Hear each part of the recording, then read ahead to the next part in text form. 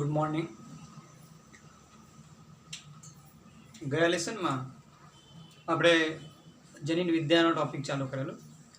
તેની અંદર થોડીક વ્યાખ્યાઓ જોઈ, આનુવંશિકતાની વ્યાખ્યા, પછી મેન્ડેલના પ્રયોગની અંદર વટાણાની પસંદગી કેમ કરી તે, વટાણાના અંદર કયા કયા લક્ષણોનો એને અભ્યાસ કર્યો તે, ટોટલ 7 લક્ષણો કયા કયા તે, તેમાંથી પ્રભાવી કયો, પ્રચ્છન્ન કયો, અને તેના અંદર કયા જનીન દ્વારા તે દર્શાવવામાં આવે તે, આટલા બધા મુદ્દા આપણે કાલે જોઈ ગયેલા. હવે આના પછીનો જો ટૉપિક છે મેન્ડેલે જે વટાણાના છોડ પર જે કાર્ય કર્યા તે વટાણાના છોડ પરના જે કાર્યો છે તો તે અલગ અલગ પ્રયોગ દ્વારા એને દર્શાવ્યા. તો તે કયા કયા પ્રયોગ તે જોઈએ. તો પહેલો પ્રયોગ એને એક સંકરણનો પ્રયોગ બતાવ્યો. તો એક સંકરણના પ્રયોગની અંદર એની વ્યાખ્યા આપણે જોઈએ તો વ્યાખ્યાની અંદર એક સંકરણ અથવા એક જનીનનું વારસાગમન. હવે મેન્ડેલે વટાણાના છોડની અંદર ટોટલ 7 લક્ષણોની વાત કરી. એને કેટલા 7 લક્ષણ કોણામાં? વટાણાના અંદર. હવે તેમાંથી કોઈ પણ એક લક્ષણ, કોઈ પણ એક જ લક્ષણ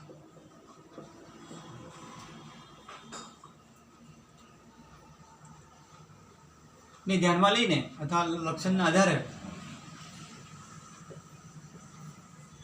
સંકરણ કરવામાં આવે અથવા પ્રયોગ કરવામાં આવે.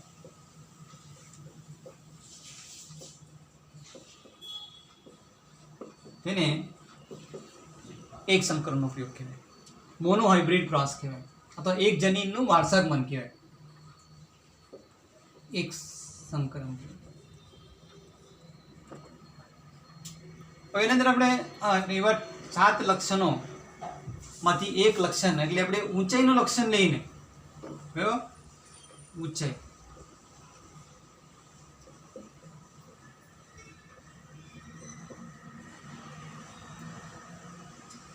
લઈને પ્રયોગ કરવા. ઊંચાઈના લક્ષણોની આપણે વાત કરીએ તો એમાં 2 અભિવ્યક્તિ છે. 2 અભિવ્યક્તિ એટલે 2 અભિવ્યક્તિ કઈ કઈ? એક ઊંચો છોડ અને બીજું કયો? નીચે છોડ.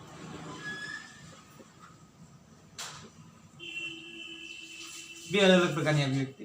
અને આ 2 અલગ અલગ અભિવ્યક્તિ ધરાવતા છોડને અંદર સંકરણ કરવામાં આવે અને એ સંકરણ દ્વારા જે સંતતિ આવશે તે આવશે આપણી F1 સંતતિ. F1 સંતતિમાં પાછી સંકરણ કરવામાં આવે તેમાંથી આવશે F2 સંતતિ. એ આપણે ડિટેલમાં જોઈશું. તો આ થોડુંક માહિતી વ્યાખ્યાની દ્રષ્ટિએ જોઈ લીધું.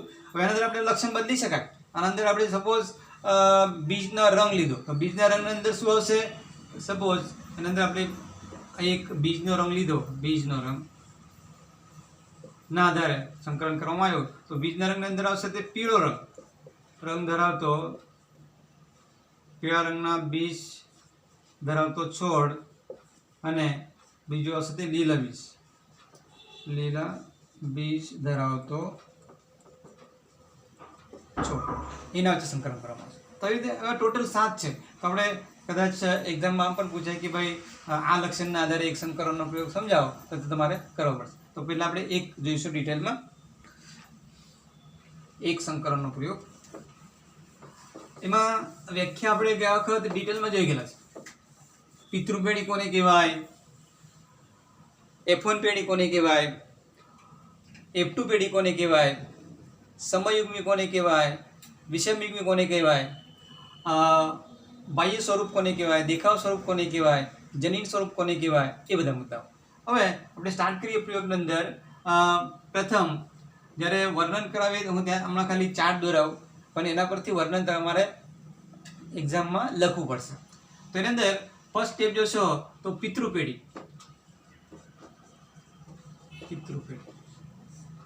અને પી પેઢી પણ કહેવાય, પેરેન્ટ્સ. તો એની અંદર આપણે ઊંચાઈવાળો લીધો છે એટલે એક ઊંચો છોડ અને બીજો નીચે છોડ. સમજો બરાબર? આ એનો દેખાવ સ્વરૂપ છે. બરાબર? તો એવા છોડની અંદર જ્યારે આમાં પુષ્પ આવશે, આમાં પણ પુષ્પો હોય. એ પુષ્પમાંથી આપણે એક નર લેવાનો ને એક માદા લેવાનો છે. ખ્યાલ? તો આ પુષ્પમાંથી નર એટલે અંદર પુંકેસર, ટેક્સ્ટમાં ડિટેલમાં નથી આપેલું. પુંકેસર એને આપણે સિમ્બોલ તરીકે જોઈશું તો આમ બતાવવામાં આવે નર, બરાબર.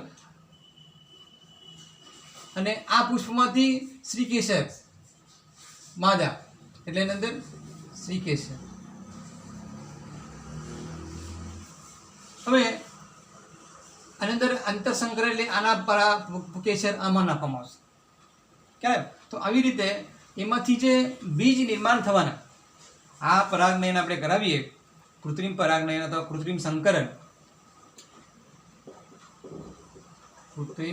સંકરણ કરવામાં આવે, તેમાંથી બીજ નિર્માણ થશે. સમજો બરાબર? અને એ બીજને વાવો અને એ બીજમાંથી જે વનસ્પતિ નિર્માણ થવાની, એ વનસ્પતિ એને જોવા મળ્યા કે બધા જ ઊંચા છો, કોઈ પણ નીચે ન છો, બધા જ ઊંચા છો. હવે એ જે સંતતિ નિર્માણ થઈ એને આપણે કહીશું F1 સંતતિ યા F1 પેઢી, પ્રથમ સંતતિ. અલગ પ્રથમ સંતતિ, F1 સંતતિ અથવા F1 પેઢી કહેવાય. હવે એની અંદર આ ઊંચા છોડ નિર્માણ થયા. હવે એમાં પ્રભાવી ને પ્રચ્છન્ન, આમાં જ તમારે વ્યાખ્યા મળી જતી છે કે ભાઈ એક લક્ષણના અંદર બે અલગ અલગ અભિવ્યક્તિ છે. એ અભિવ્યક્તિમાંથી તે એક અભિવ્યક્ત થાય અને એક ન થાય. જે અભિવ્યક્ત થાય તે આવશે તમારો પ્રભાવી, અને જે ન અભિવ્યક્ત થાય તે પ્રચ્છન્ન. આગળ આપણે વ્યાખ્યા જોયેલી છે, લખાવેલી પણ છે. તો એની અંદર આ છે તમારો F1 સંતતિ. આગળ હવે આ F1 સંતતિની અંદર આ બીજ વાવ્યા પછી આ જે છોડ નિર્માણ થયા એની અંદર પણ પુષ્પ નિર્માણ થશે. સમજો બરાબર? પુષ્પ નિર્માણ થાય અને એ પુષ્પની અંદર સ્વફલન કરવામાં આવે. સ્વફલન એટલે જ આપણે એમ કહી શકાય ભાઈ આ જ ઊંચા છોડ વચ્ચે સંકરણ. સ્વફલન આનંદર એટલે એક જ વનસ્પતિની અંદર આનું જે શ્રીકેસર પુંકેસર હશે તેની અંદર સ્વફલન કરવામાં આવે. એ સ્વફલનની અંદર આમાંથી ઘણા બધા બીજ નિર્માણ થશે, ઘણા બધા બીજ નિર્માણ થાય. અને એ બીજ એને વાવવામાં આવશે. એમાંથી જોશો તો બે પ્રકારની સંતતિ નિર્માણ થશે, ઊંચા અને નીચા છોડ. ઊંચા છોડ અને નીચા છોડ. આ જો છે એ છે તમારી F2 સંતતિ અથવા એને F2 પેઢી કહેવાય, દ્વિતીય પેઢી. ખ્યાલ? તો આ ઊંચા છોડ અને નીચા છોડ, સમજો બરાબર? આમાં તો બે હતા, પણ બેમાંથી એના બીજમાં આમાંથી જે બીજ નિર્માણ થાય એમાંથી બધા જ ઊંચા છોડ નિર્માણ થાય. પણ એ ઊંચા છોડના બીજને વાવ્યા પછી એના અંદર સ્વફલન કરવામાં આવ્યો તો આમાં તો નીચે છોડ તો હતો જ નહીં, બરાબર? તો પણ આમાંથી નીચે છોડ નિર્માણ થયું. ખ્યાલ? તો એના અંદર કેવી રીતે નિર્માણ થયા અથવા એનું જે પ્રમાણ છે એ પ્રમાણની વાત કરીએ તો આ ટોટલ સપોઝ 4 છોડ છે, તો 4 છોડમાંથી આ 3 અને આ 1, આવી પ્રકારે આના અંદર રેશિયો જોવા મળે. 4 છોડમાંથી 3 છોડ આ ઊંચા અને 1 છોડ નીચો, આવી રીતે પ્રમાણ જોવા મળે. એ છે F2 સંતતિનું પરિણામ. ખ્યાલ? તો આ F2 સંતતિનું પરિણામ.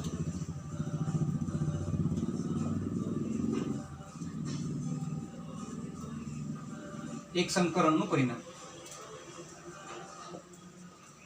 એક સંકરણ પરિણામ કયું? 3:1. 3 કયા? ઊંચા, 1 કયા? નીચા છોડ. ખ્યાલ? 3 ઊંચા છોડ અને નીચા છોડ. આ આખું ખાલી દેખાવ સ્વરૂપની વાત કરીએ આપણે. જેની સ્વરૂપ બાકી છે, આ આવું કેમ નિર્માણ થાય તે હવે આપણે જોઈશું. આ એક સંકરણનો પ્રયોગ અને જે પ્રયોગશાળામાં કરી બતાવ્યો, બરાબર? તો આ કેવી રીતે નિર્માણ થયું તેની વાત એને ખાલી કરી, બરાબર? પણ અંદર શું હોય છે એને પછી થોડો તારણનો વિચાર્યા કે ભાઈ અંદર આવું હોવા જોઈએ તો જ આવું થતું હશે. તો અહીંયા સુધી ક્લિયર. આ દેખાવ સ્વરૂપના ખાલી એને પ્રયોગ કરી બતાવે કે ભાઈ આવા બે અલગ અલગ છોડને વાવ્યા પછી એમાંથી જ્યારે સંકલન કરવામાં આવ્યું ત્યારે એમાંથી બીજ નિર્માણ થયા અને તે બીજને વાવ્યા પછી તે બધા જ ઊંચા છોડ. પછી એવા છોડમાં પુષ્પ આવશે, બીજ આવશે અને એ છોડના બીજને પછી વાવો તો એમાંથી 3 છોડ 4 છોડ લઈએ તો 4 છોડમાંથી 3 છોડ ઊંચા અને 1 છોડ 100 હશે તો 75 અને આ 25. એટલે એવી રીતે 3% સોરી 75% આ ઊંચા છોડ અને 25% આ નીચા છોડ આવી રીતે નિર્માણ થાય. તો આ છે તમારો એક સંકરણનો ઉપયોગ. હવે એના અંદર આ દેખાવ સ્વરૂપની વાત કરી. હવે આપણે આવી જનીન સ્વરૂપની વાત. તો અહીંયા સુધી ક્લિયર આમ જ પડી. હવે અંદર મેઇન જે છે તે હવે આગળ ડિટેલમાં છે. હવે જનીનની વાત કરી. મેન્ડલે વિચાર્યું કે આ જે બધી પ્રક્રિયા થાય ખ્યાલ તો એ પ્રક્રિયાની અંદર કંઈક પદાર્થ જવાબદાર હોવો જોઈએ અને તે જનન કોષોના અંદર જન્યુની અંદરથી એ પસાર થતું હોય અથવા વહન થાય છે.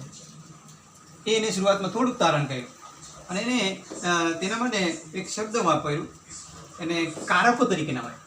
શું નામ આપ્યું? કારકો, જનીનો.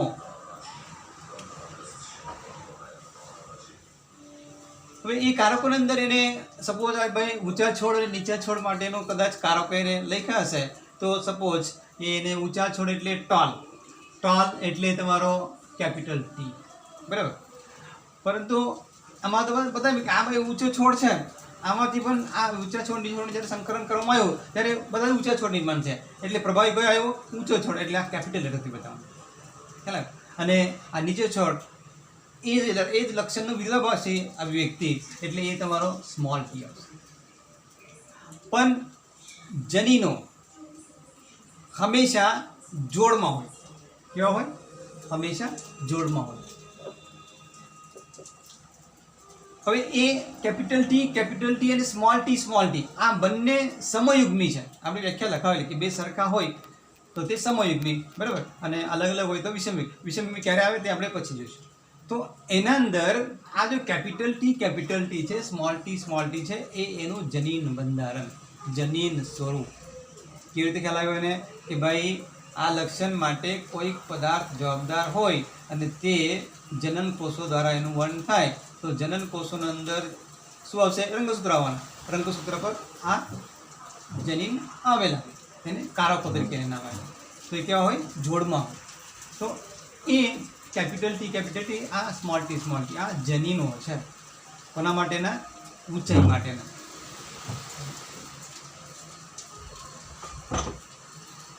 હવે એની અંદર આગળ પ્રક્રિયા કેવી રીતે થાય છે તે જોઈએ. હવે આ ઊંચા છોડની અંદર જ્યારે પુષ્પ બને એ પુષ્પના અંદર જ્યારે પુકેસર બને, પુકેસરમાંથી જ્યારે પરાગરજ નિર્માણ થાય એ પરાગરજની અંદર રંગસૂત્રો અડધા થાય. એ તો ક્લિયર? અડધા થાય. તો એના અંદર દરેક પરાગરજની અંદર ખાલી એક જ ટી આવવાનો છે. જન્યુની અંદર ખાલી એક જ ટી, અડધા થાય. આમાં પણ અડધા થશે. સમજો બરાબર? આ છે જન્યુ.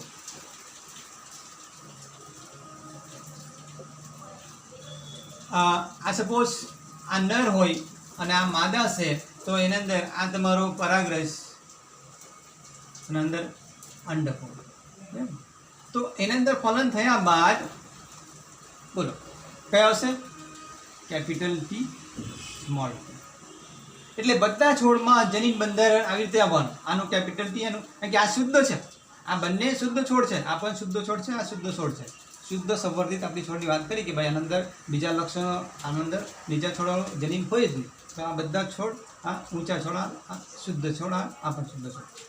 હવે એના અંદર આ કેપિટલ ટી અને સ્મોલ ટી અલગ અલગ જનીનો છે. એક પ્રભાવી, એક પ્રચ્છન્ન. એટલે એને આપણે વ્યાખ્યામાં જોયું છે. જોજો તેની અંદર આ વિષમયુગ્મી છે. અને એ વિષમયુગ્મી છોડની અંદર જ્યારે આંતરફલન અથવા સ્વફલન, આંતરફલન કરાવો, સ્વફલન કરાવો, સેમ જ ખ્યાલ. એટલે એક જ પ્રકારની વનસ્પતિને આપણે અંદર એક વનસ્પતિની અંદર સ્વફલન કરાવો તે પણ સેમ જ. તો એના અંદર પુકેસર શ્રીકેસર દ્વિલિંગી પુષ્પ હોય પટલની અંદર, એટલે તેમાં એક છોડમાં પણ કરી શકાય. તો એના અંદર જ્યારે આ જે પ્રક્રિયા છે આગળ સમજીએ.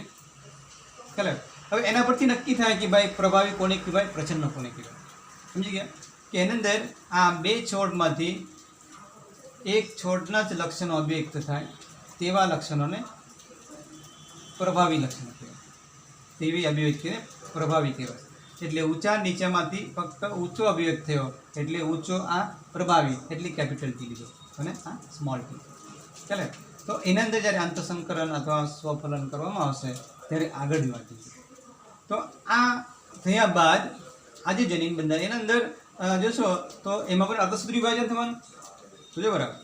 આના અંદર જ્યારે પુકેસરમાં અર્ધસૂત્રી વિભાજન થાય, પરાગરજ નિર્માણ થાય, એમાં બે પ્રકારના પરાગરજ નિર્માણ થવાના, બે પ્રકારના. એટલે અડધા પરાગરજની અંદર કેપિટલ ટી આવશે અને અડધા પરાગરજની અંદર સ્મોલ ટી આવશે.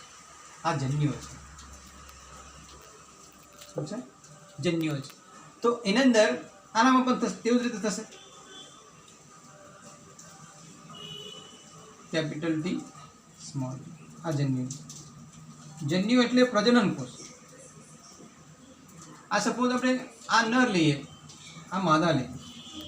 નરનો સિમ્બોલ આમ આવશે, માદાનો સિમ્બોલ આમ આવશે. હવે એના અંદર આપણે પ્રજનન કરવાના છે, બરાબર? તો એ પ્રજનન એટલે ફલન કરવાના છે અથવા ફલનની પ્રક્રિયા થશે. તો ત્યાં આગળ કેવી રીતે થાય તે જોઈએ. સાંભળો બરાબર, સમજો બરાબર. એના અંદર હવે આ પ્રકારના જો પરાગરજ હોય એની સાથે આ અંડક સાથે જો ફલિત થાય તો એની અંદર કયા આવશે? Capital T, capital T. પછી આ પરાગરજ સાથે આ જોડાય તો એમાંથી કયું નિર્માણ થશે? Capital T small T. આ પરાગરજ સાથે આ જોડાય કયું નિર્માણ થશે? Capital T small T. અને આની સાથે આ જોડાય ત્યારે નિર્માણ થશે સ્મોલ ટી સ્મોલ. હવે જોજો, આ જો તમને ખબર હશે તો એના પરથી આપણે એના દેખાવ સ્વરૂપ લખી શકાય. આ જે છે આ તમારી F2 સંકલન કઈ છે? F2 સંકલન. F2 સંકલન. હવે એના અંદર આના જે લક્ષણો છે, કયા લક્ષણો આવશે કહીશો કોઈ એમાં અંદર? વિચાર કરજો. આ જો આવવાના તમારા ઊંચા છે, કયા આવશે? ઊંચા છે. આ જોજો કયા આવશે? ઊંચા છે. આ જોજો કયા આવશે? ઊંચા છે. આ જોજો નીચે છે.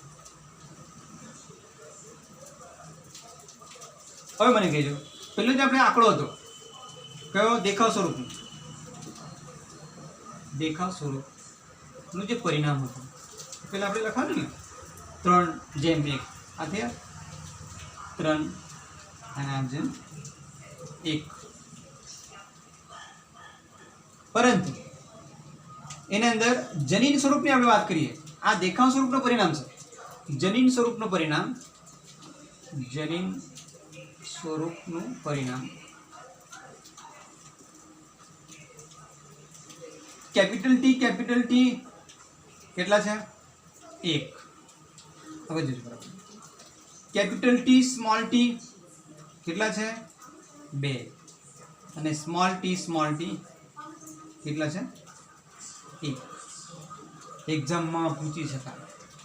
એક સંકરણના અંદર દેખાવ સ્વરૂપનું પરિણામ 3:1 આવશે, 3:1 આવશે. અને જનીન સ્વરૂપનું જે પરિણામ છે તે 1:2:1 આવશે. કેપિટલ ટી જેમ કેપિટલ ટી સ્મોલ ટી અને સ્મોલ ટી. આવી રીતે આ દેખાવ સ્વરૂપનું પરિણામ છે. આ આવશે તમારો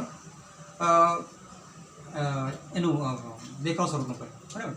દેખાવ એટલે ઊંચા છોડ નીચા છોડ કેટલા ટકા, એટલે એમાંથી આપણે એમ પણ કહી શકાય એના અંદર 3/4 1/4 આમ પણ લખી શકાય. આમાં પણ આમ લખી શકાય.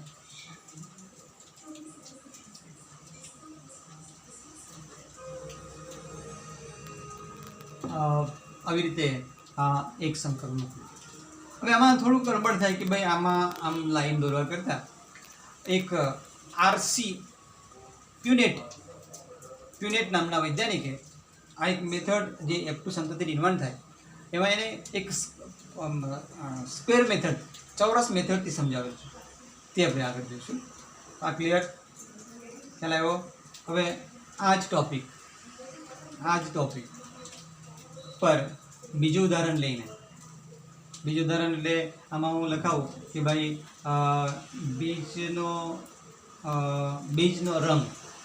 બીજના રંગના આધારે એક સંકરણનો પ્રયોગ સમજાવો. તો તમારે આના અંદર આવી રીતે સમજાવવાનું. ખાલી આના અંદર આ બધા સિમ્બોલ બદલાશે, નામ બદલાશે, બાકી બધું રેશિયો બધું સેમ આવશે. સમજ પડી? ચાલો હવે આગળ ઘરે એની પ્રેક્ટિસ કરજો બીજું ઉદાહરણ લઈને, બરાબર? અને કદાચ લખીને તમે મને મોકલાવશો તો બી ચાલશે, હું જોઈ લેવા. તો આવી રીતે આ છે એક સંકરણનો પ્રયોગ. હવે એની અંદર પનેટ સ્ક્વેર મેથડ શું છે તે જોઈએ. પનેટ સ્ક્વેર મેથડ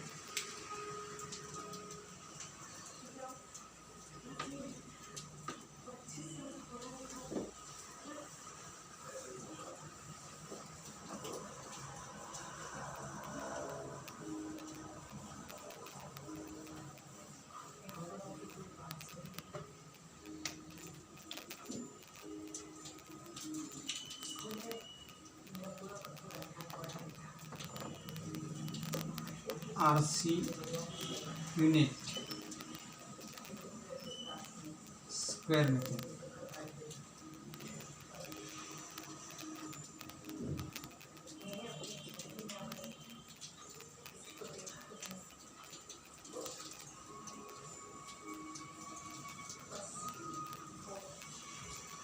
F2 સંકરણ કેવી રીતે દર્શાવવામાં આવે તે.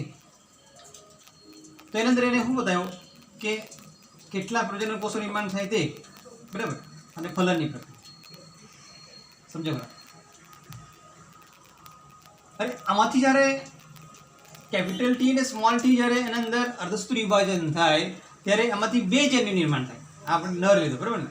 એટલે નર જન્યુ આ બાજુ, બરાબર. કેટલા નિર્માણ થશે? આ કેપિટલ ટી અને સ્મોલ, બે પ્રકારના, બરાબર. પછી આ માદા લીધો એટલે અંદર આમ એ આવશે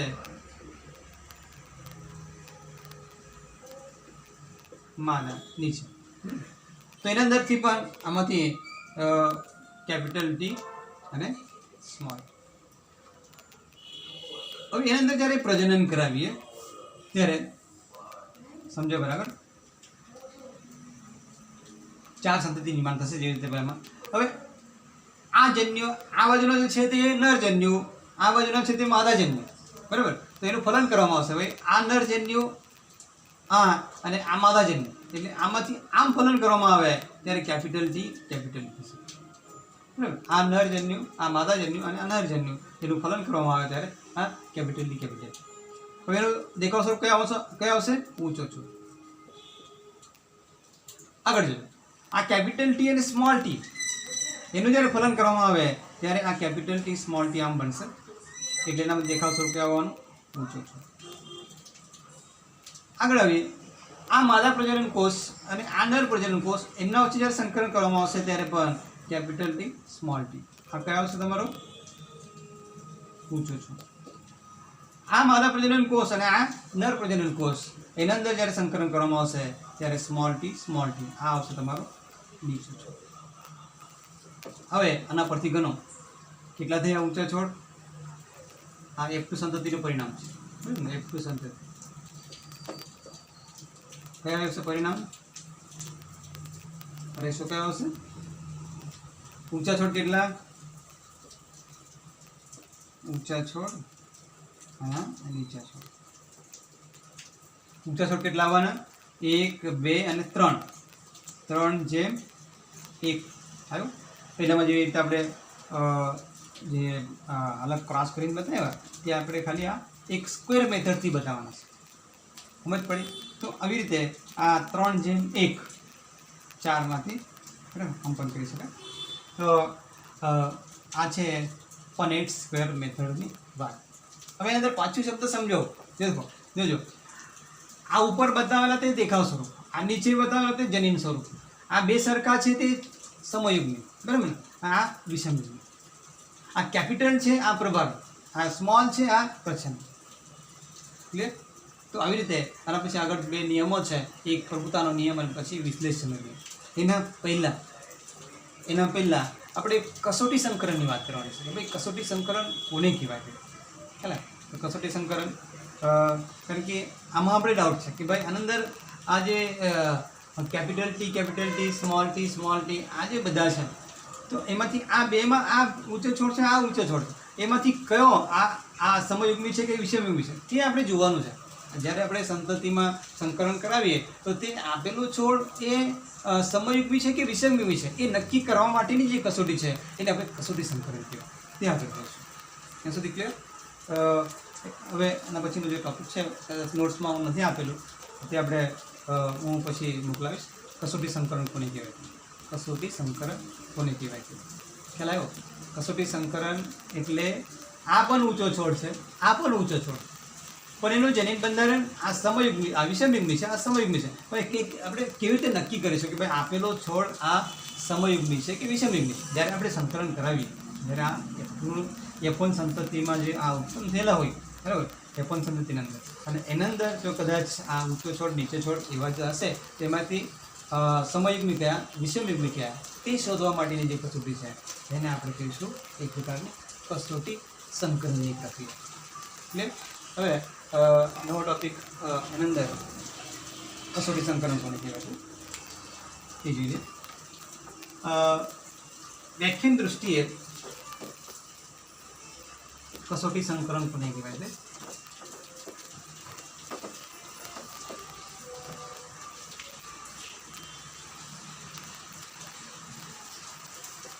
F1 સંતતિમાં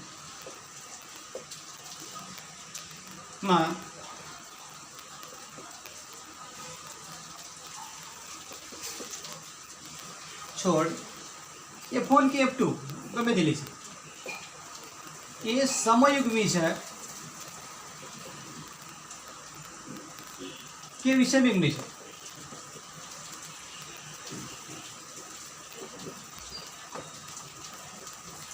સમયુગ્મી એટલે capital T plus small T, બરાબર, અને વિષમયુગ્મી એટલે કેપિટલ ટી સ્મોલ ટી.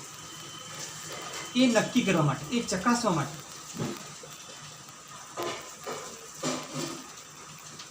જે પદ્ધતિ છે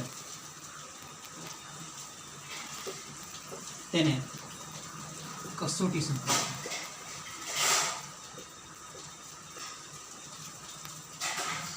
ટેસ્ટ ક્રોસ કસોટી સંકરણ. હવે કેવી રીતે નક્કી કરવામાં આવતી છે? આપણે ખબર નથી કે ભાઈ આ સમયુગ્મી છે કે વિષમયુગ્મી.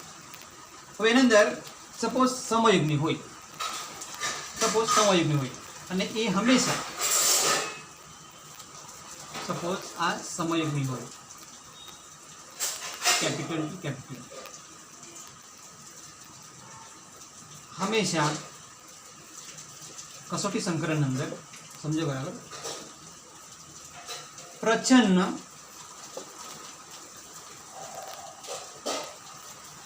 લક્ષણ ધરાવતો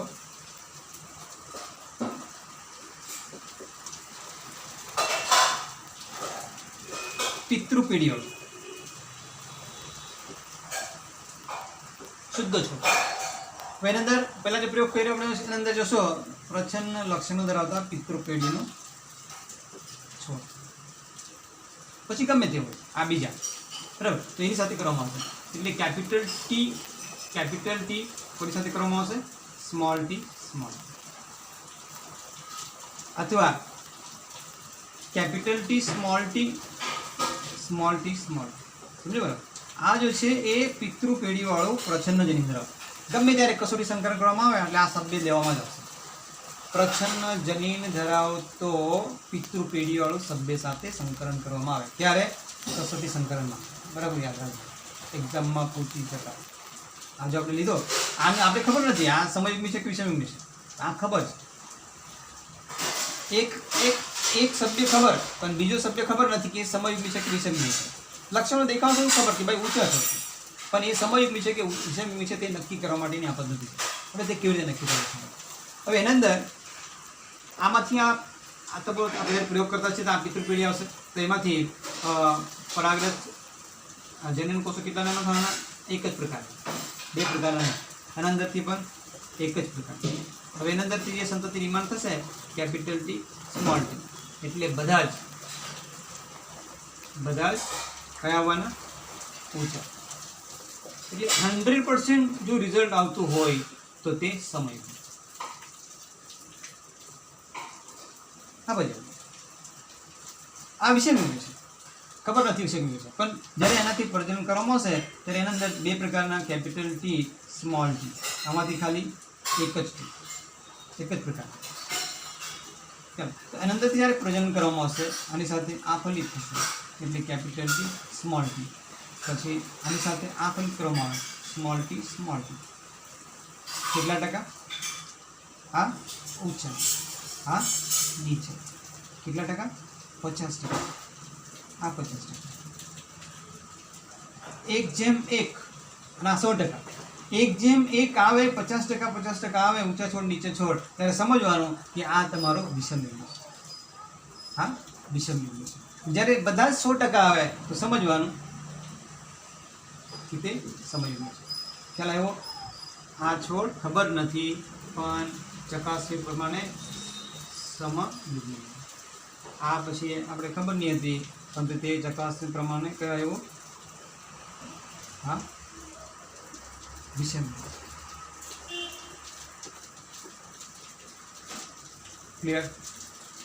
કસોટી સંકરણમાં જો 100% પરિણામ આવે કે ભાઈ બધા જ એક જ પ્રકારના દેખાય, સપોઝ એની અંદર આપણે સ્મોલ ટી બી લીધો તો પણ આ બધા સ્મોલ ટી જ આવવાના, બધા નીચે આવવાના, બરાબર? એટલે 100% પરિણામ. એટલે આ આપેલો છોડ કયો આવશે તમારો? કયો આવવાનું?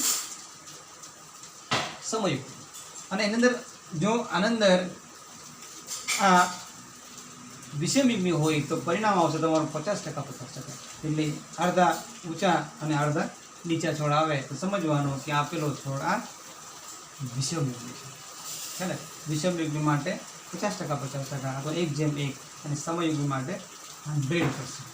કસોટી સંકરણ પર કદાચ વ્યાખ્યા આવે, પ્રયોગ આવે તો આટલા મુદ્દા, આ એક ટોપિક અને વ્યાખ્યા 3 માર્ક માટે પૂછી શકાય, 2 માર્ક માટે પૂછી શકાય. સમયુગ્મી ક્યારે અને વિષમયુગ્મી ક્યારે? ચાલો, તો આવી રીતે એ જે કસોટી સંકરણવાળું. આના પછીનો જે ટોપિક છે તે મેન્ડેલનો એક સંકરનો પ્રયોગના આધારે જે નિયમો સિદ્ધ થયા તે નિયમો આપણે આના પછી જોઈશું. તે આપણે બીજા લેક્ચરમાં જોઈશું. એમાં કદાચ કોઈને સમજ નહીં પડે તો ફોન કરીને પૂછશું. ચાલે, થેન્ક યુ.